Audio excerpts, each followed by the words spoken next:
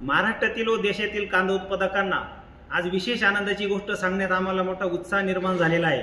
महाराष्ट्र राज्य कांदा उत्पादक शेतकरी संघटनेच्या नेतृत्वाखाली गेल्या 10 वर्षापासून कांदा बियाण्यापासून तर कांदा विक्रीपर्यंत आपण सातत्याने राज्यातलं केंद्रातलं सरकार असेल मग ते कुठल्याही पक्षाचं असेल कांद्याचे सातत्याने दर मिळवण्यासाठी, निर्यातीवरचे बंधन हटवण्यासाठी व कांदा उत्पादकांना हक्काचा आपला भाव मिळवण्यासाठी आपण सातत्याने लढा लढत आलेलो आहे।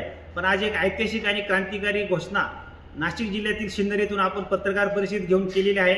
यामध्ये महाराष्ट्रातील व देशातील कांदा उत्पादकांचं केंद्रस्थान म्हणून नाशिक जिल्ह्यातील सिन्नर येथील जायगाव या गावी आपण राष्ट्रीय कांदा भवन उभारणी करणार आहोत। या राष्ट्रीय कांदा भवनची उभारणी पहिल्या टप्प्यामध्ये आपण 2 एकर क्षेत्रात करत आहोत। यासाठी अंदाजित 5 कोटीचा खर्च अपेक्षित आहे।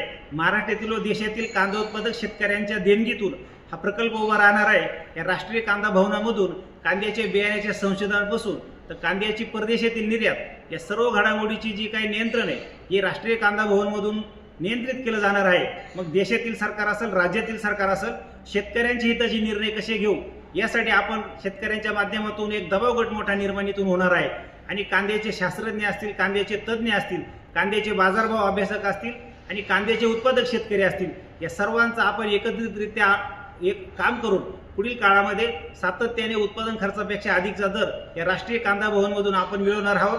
आपण आजपर्यंत संघटनेच्या पाठीशी ज्या ठामपणाने उभे राहिले, येणाऱ्या काळातही राष्ट्रीय कांदा भवन उभारणीच्या या मोठ्या लढ्यामध्ये तन मन धनाने साथ द्याल अशी मी अपेक्षा बाळगतो। थांबतो। जय हिंद, जय महाराष्ट्र, एकच पक्ष, कांद्यावर लक्ष।